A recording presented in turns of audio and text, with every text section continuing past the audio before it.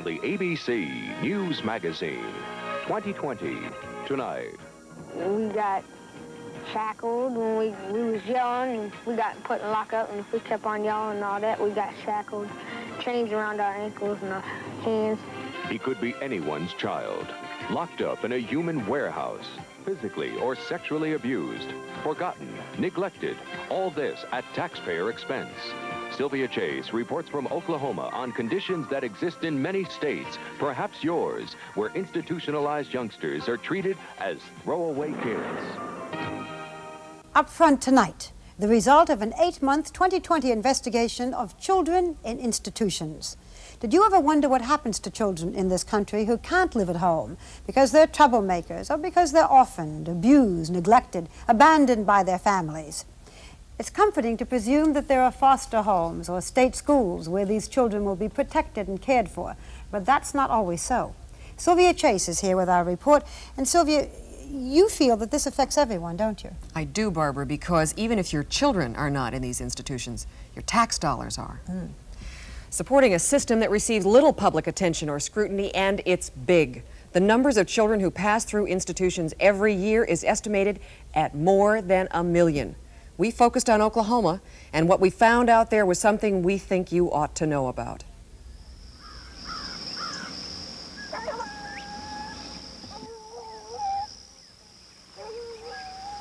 It's like a bad dream, and you want to forget. Lonely. I was real lonely and wish I was home. It is a business. It is an industry. It's a multi-million-dollar industry. It's called the kid business. It's called warehousing. 2,911 children were kept this year by the Oklahoma Department of Human Services behind barbed wire fences. In some cases, their treatment can be worse. We got shackled when we was young, and we got put in lockup, and if we kept on yelling and all that, we got shackled, chains around our ankles and our hands, and we got our arms twisted behind our back. If, like say, you ran away and you got caught and you was giving them a real hard time, as they called it, well, they would bring you in, slap you into this little room, lock the door behind you. If you were good enough, you got a mattress. If you weren't, you didn't get a mattress, you slept on the floor. It's a common misconception that children end up in places like these because they've broken the law. In fact, according to a Department Commission study, less than half have ever been convicted of a crime. They're called delinquents. The other children, they've never been convicted of any crime at all. Some of them are in need of supervision. They're called INS. That means that they are truants or runaways, or that their parents find them unmanageable and turn them over to the state. The rest are in a category that's the saddest of all, deprived. They just don't have any homes. They've been abused or abandoned by their own parents. They've never done anything wrong. He'd whip me, just, you know, but he wouldn't realize he was hitting me that hard. Lori, subjected to child abuse in her own home. When she ran away from home, she was picked up by the Oklahoma welfare bureaucracy. She spent the next 5 years in the department's institutions. Well, first I was in a store and I stole from the store. And then I got caught at it. James was 11 then. When his father found out the boy had stolen a toy, he gave him a whipping. An observant teacher saw the bruises, and the next thing anybody knew, James was in the custody of the DHS. A 3-month stay stretched into over 3 years. So what other reason can there be to continue to operate these dinosaurs from the past, other than to keep money in some people's pockets? It's a business. It's a business whose commodity is children.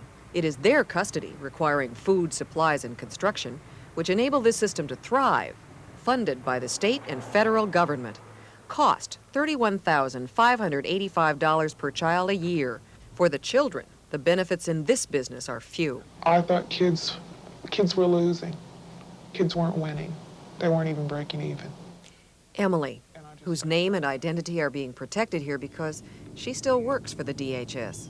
She spent several years as a social worker at one of the department's institutions. She changed jobs after witnessing too many practices she considered intolerable. Locking children up was one of them. When you walked out of those cells, knowing that you left your client behind, can you tell me how you felt? to be real honest, the first thing was, thank God I'm out of there. And then you thought about the kid. They really bothered me. So it was always, thank God I'm out. And then hopefully, you get the kid out as soon as you can. In department custody, children can be locked up for an average of 2 days to as many as 103 days. The effects of isolation have been studied, and experts agree that extended periods of confinement can produce decreased visual skills, slowed motor coordination, hallucinations, and psychoses, and that isn't all these children can be subjected to. There have been documented and confirmed incidents of sexual abuse between staff and some of the children. And not only do they not have any drug counseling programs at the institutions, but they got staff people giving them illegal drugs while they're there. Marijuana, speed, LSD, PCP. Pot, pills, coke.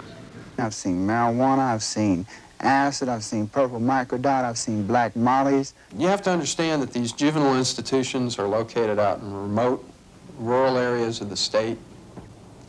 Nobody wants to know what's going on out there. These kids are like they're throwaway kids.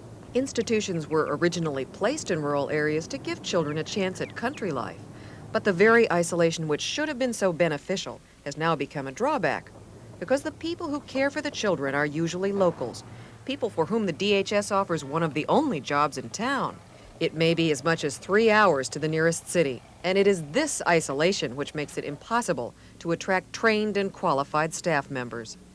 You can walk off the street and get a job. I have known a bunch that were functional illiterates. To become a staff member at a Department of Human Services facility is not a difficult matter. Nathan Alexander, security supervisor at a children's home. Before being hired by the DHS, he'd been arrested and granted immunity in a case involving sexual assault and robbery. DHS documents implicate him in mishandling confiscated drugs and in organizing prostitution rings inside the juvenile homes. He was fired but later reinstated following his appeal to the State Personnel Board. He still works in a children's home for the DHS. Dwayne Cobb, hired as a social worker shortly after his 1979 conviction for armed robbery was reversed, involved in an alleged homosexual encounter with a member of the school's boxing team. Subsequently terminated, but reinstated with back pay following his appeal to the State Personnel Board. He's still a DHS social worker processing food stamps. The department says both Alexander and Cobb were reinstated to their jobs by the Independent State Personnel Board over DHS objections. But for the children who remember years behind fences in the department's custody, life can sometimes be described as precarious at best. We was throwing food in the kitchen. Miss Badgett, the house parent, told me to get back up there, and I said no. I wasn't gonna, because I had business to do back here. And she told me to get back up there again, and I said no. And then she come back there, and she started hitting me and pulled my arm, and she slapped me and cut my eye open. 3 security guards and the house parent came down, all of them big guys. Handcuffed my hands behind my back, shackled my legs together with leather restraints. I was left like that for about a day and a half. As ironic as it may seem, the Department of Human Services is well aware of allegations similar to those you've just heard. For 4 years, the department has followed an official procedure which makes it mandatory to investigate all abuse complaints. The department admits to having 8,000 such reports on file, a litany of abuses and incidents committed within the department's own institutions. These reports are filed by employees. Each report is investigated, and its validity is determined by a stamp of substantiated, not substantiated, or other. Thousands of these reports have crossed the department director's desk. ABC News has obtained many of these documents. Here are a few which the department itself has stamped substantiated. Child restrained with belly chains. Student not allowed to attend father's funeral because he was being punished. Girl had anal and vaginal cavities searched for matches. Staff members coming in drunk and verbally and physically abusing children. Students furnished with marijuana by staff member. Students involved in scuffle with staff member received broken arms. ABC News requested an interview with the director of the Department of Human Services, Lloyd Rader. He refused. Instead, he replied to specific allegations in a number of letters. ABC asked about abuse reports and advocate defender documents reporting mistreatment of juveniles, including bodily injury. The Department of Human Services response: some have been substantiated, while most have not been substantiated. In the relatively few instances where we have determined that staff of the institutions have acted improperly, we have taken appropriate responsive action. Another ABC question concerned allegations that illicit drugs are given to residents by staff members, and that there is excessive force, restraint, and detention used without sufficient cause. The director of the department replied, "I know of no case whereby illicit drugs are given to residents by staff members. Your reference to excessive force, restraint, and detention used without sufficient cause is too vague to permit of a specific response. As a general matter, your allegation is false." And further questions from ABC concerned reports of possible negligence on the part of the Department of Human Services staff at the state's institutions for the mentally retarded. We intend to ask about a number of deaths which took place in 1981, and specifically about circumstances surrounding the case of Melvin Stubblefield. Here is some background on that case. Pauls Valley State School is a residential care facility for the mentally retarded. It's located here in the Valley of Promise, Pauls Valley, Oklahoma. It's one of 3 DHS facilities for the retarded, all of which receive the majority of their funding from the federal government. In fact, last year, Oklahoma received approximately 60%, over $19 million, tax dollars, through federal Medicaid reimbursements. Cost to the taxpayer to house a child? $21,900 a year. Cost to the children? It cannot be stated in dollars. Jody Ann Mueller, death by cardiopulmonary arrest, Enid State School. Harold Ray White, death by cerebral degeneration, Pauls Valley State School.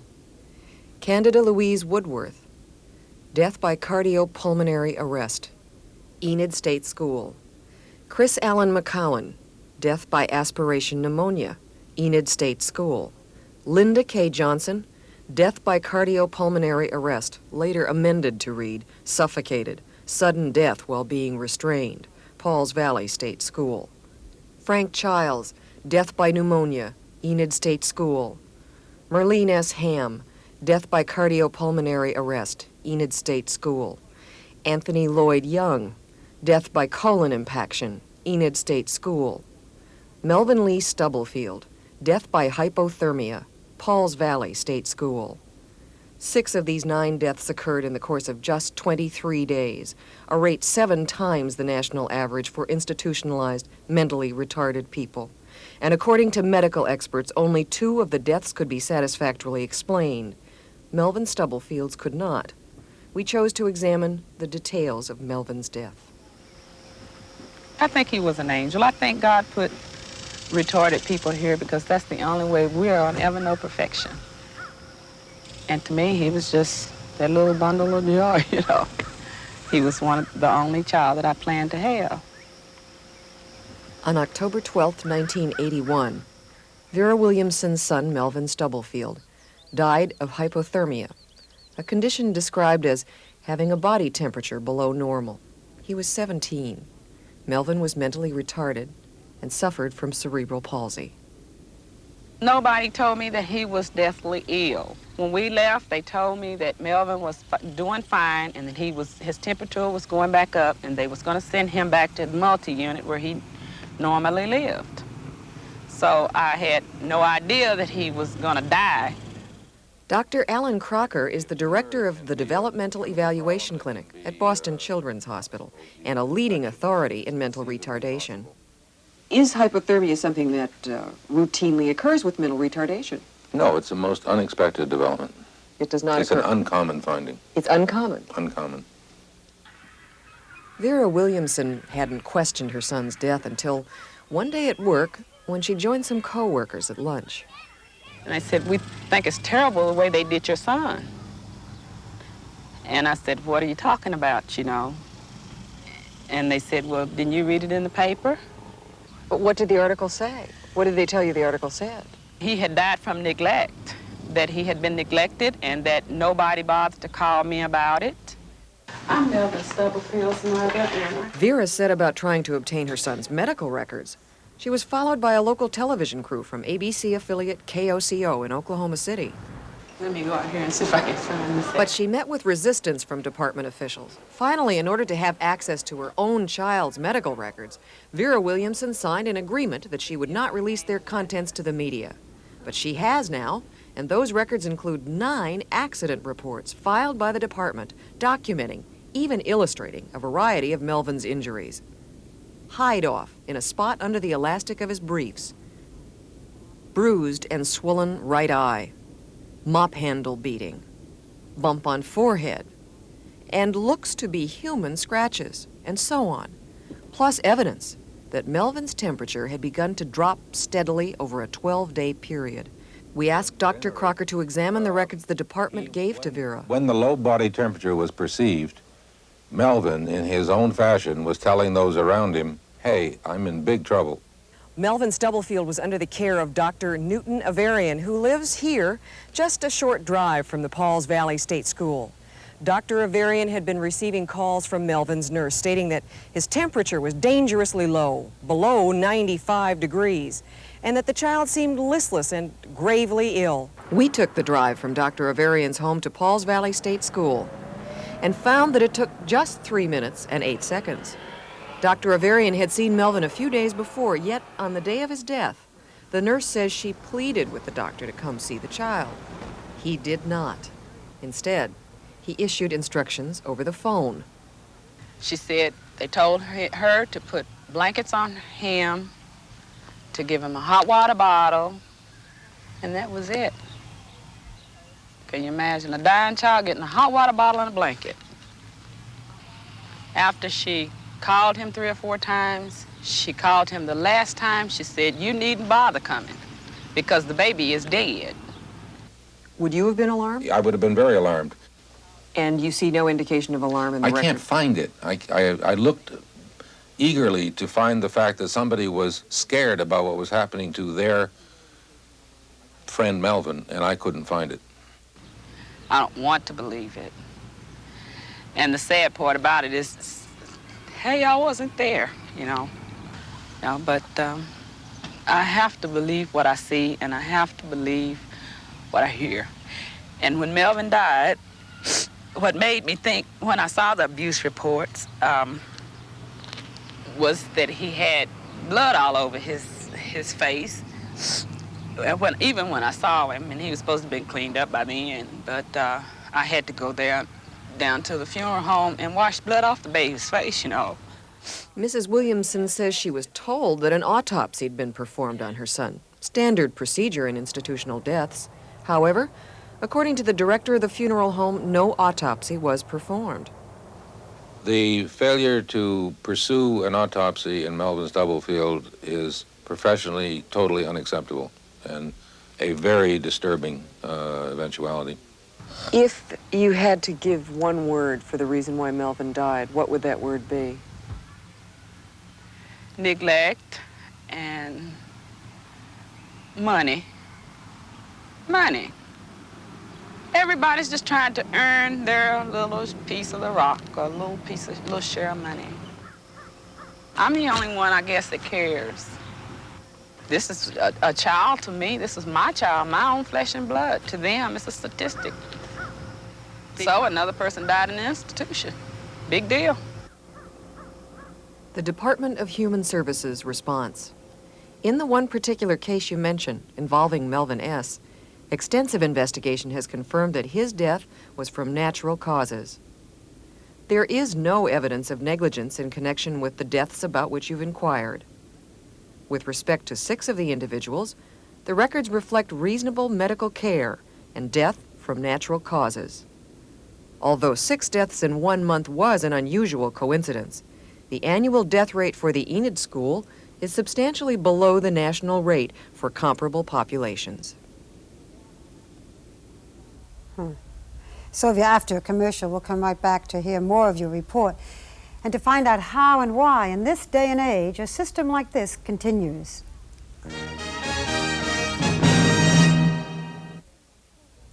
Now Sylvia Chase continues her report on children in institutions.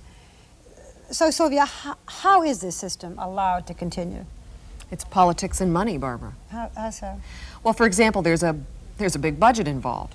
The Department of Human Services has a budget of $1.2 billion, that's billion dollars, and it employs 14,000 people all over the state. When you control so much money and so many jobs, you're a political force. You've got an empire, and we looked at the man at the head of it. At 76, Lloyd Rader is the director of the state's Department of Human Services and the legal guardian of all children in the department's custody.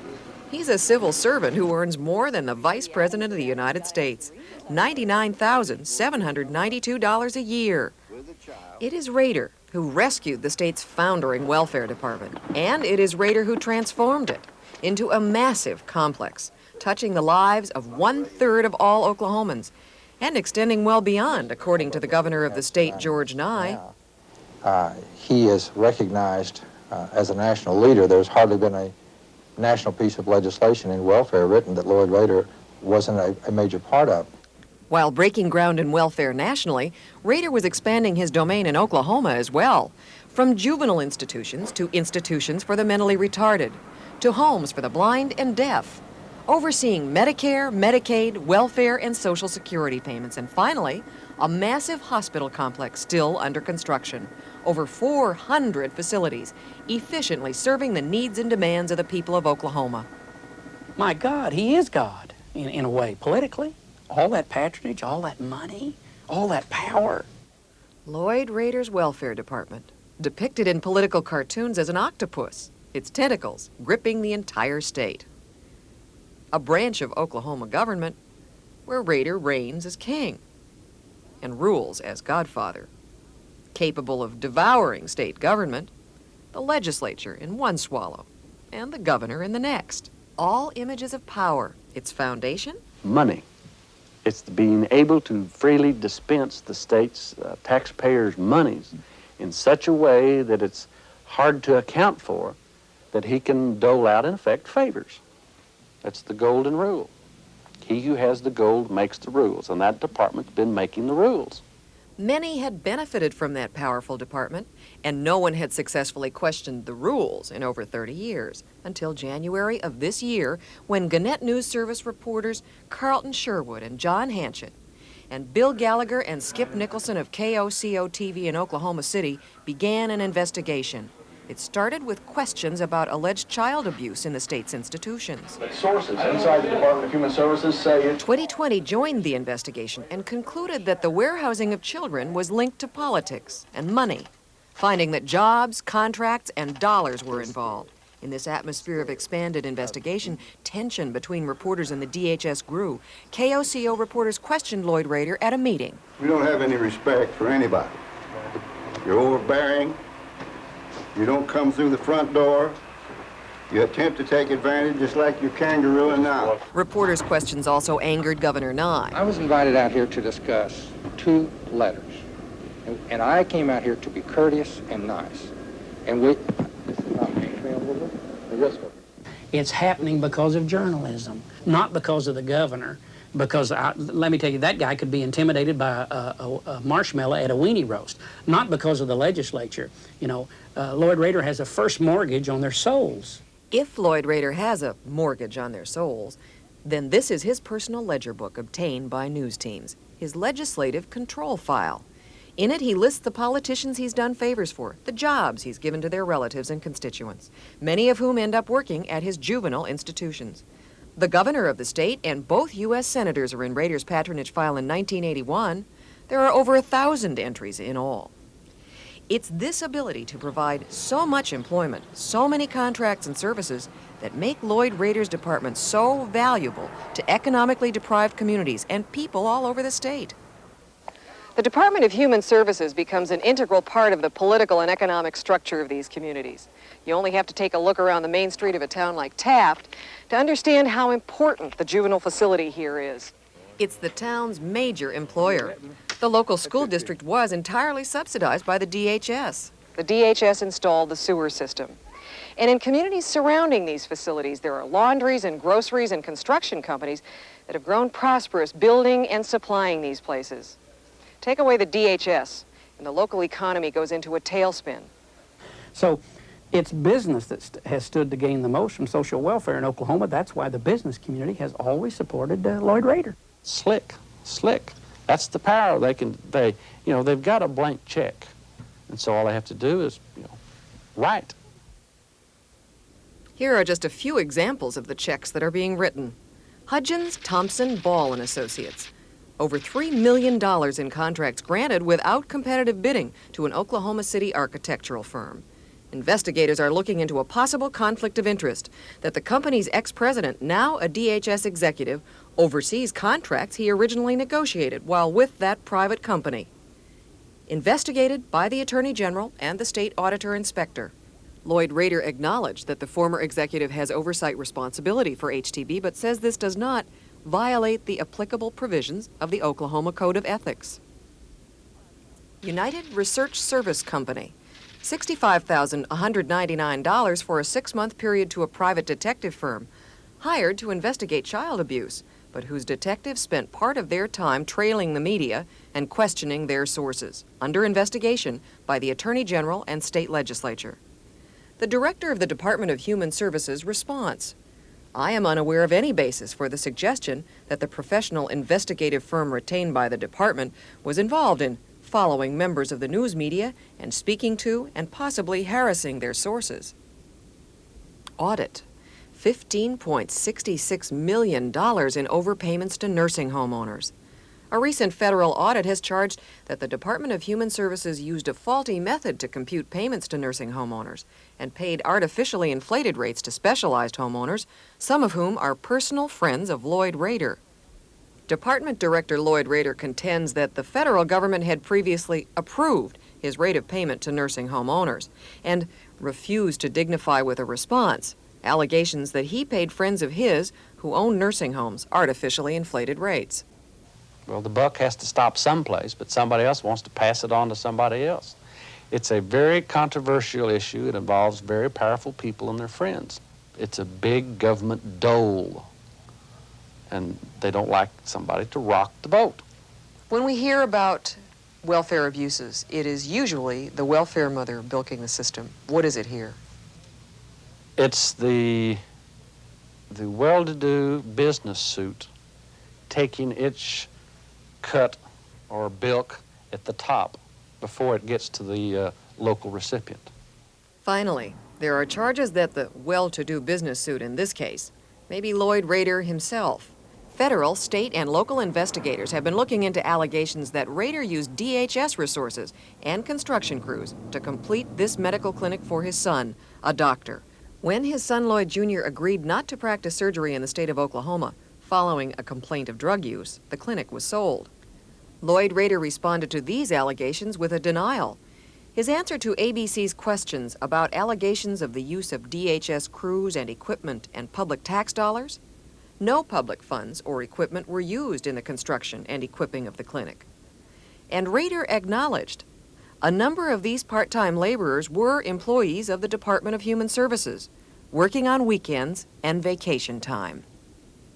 History is not going to reflect well on what happened in this state. And the fact that the corporate community, the public interest community, the political figures of this state have not risen up to do something about it. It was the hardest 5 years I think I ever in my life lived. I've got my own kid now, and I have to think about her. I can't think about what's happened to me. I pray to God that nothing ever happens like that to my kid. Sylvia, I bet a lot of people who are watching this are saying, look, it's terrible, but these kids must have done something bad to be in an institution. Well, that's exactly the stand of the head of the department, Lloyd Rader. He wrote to us saying that institutionalized kids in Oklahoma are there because of, quote, violent or antisocial or other extreme reasons, end quote. But what we found out was, as we said before, that many of these children were not there for being bad, but for being orphaned or abused or neglected or abandoned by their families. One other thing, Barbara.